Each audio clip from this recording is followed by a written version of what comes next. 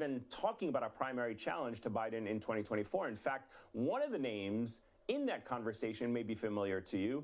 It's Marianne Williamson, the New Age writer and lecturer who vaulted to fame with her appearances on The Oprah Winfrey Show. Now, when she ran for the Democratic nomination in 2020, touting her politics of love, Williamson was mocked as loopy, inexperienced. The Crystals lady, they called her. But in 2 televised debates, she actually got attention by going where other candidates feared to tread. We have communities, particularly communities of color and disadvantaged communities all over this country who are suffering from environmental injustice. I assure you, I lived in Grosse Pointe. What happened in Flint would not have happened in Grosse Pointe. This is part of the dark underbelly of American society. I've heard some people here tonight. I almost wonder why you're Democrats. You seem to think there's something wrong about using the instruments of government to help people. That is what government should do. So what is Marianne Williamson looking for? And what does she offer to Americans who seem burned out on right-wing politics and the Democratic establishment? Lucky for us, we get to ask her. Marianne Williamson joins me now. Marianne, it's great to have you on the show. Thank you so much for your time. Just last month, you endorsed a progressive primary challenger to longtime Democratic Colorado Congresswoman there. And when Politico raised the subject of you possibly challenging Joe Biden in the 2024 Democratic primary, you declined to comment. You clearly have issues with the Democratic establishment. Tell me a little bit about what role you are looking to play politically.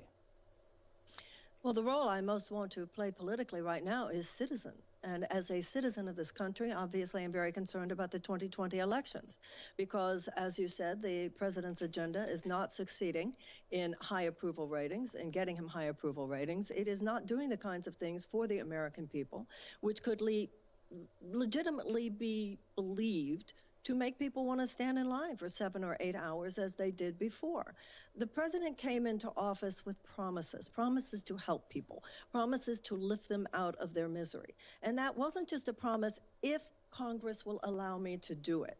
So I think that the promises to fulfill the will of the American people and to help the American people can still be accomplished even without congressional approval of such things as the Voting Rights Act or such things as Build Back Better, if the president will use the power of executive orders. He could eradicate that college loan debt today. He could get 36 million people. If he would just take $50,000 out of each one of those loan debts, 36 million people would be unshackled from those debts. They could start businesses. They could own homes. He could use a national medical emergency to basically give Medicare to every single person in America. He could do that tonight.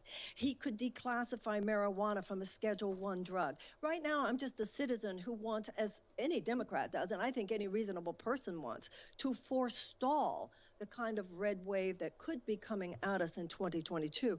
Because remember, it's not just about a Republican win. It's about what kinds of Republicans stand to win. And we have 435 Democrats who are running for the House. We have 34 Senate races going on in 2022.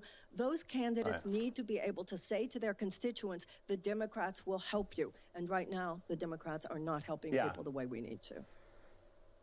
So I wanted to get to a few more points really quickly before we run out of time, but you've also argued that Democrats like Joe Biden are missing their moment because they're too scared of being tarred as socialists. And you write that, like Biden, FDR got called a socialist and a destroyer of capitalism and heard all the same things they say about progressives today. The difference, however, Roosevelt didn't care. How would you advise Democrats to break that cycle today?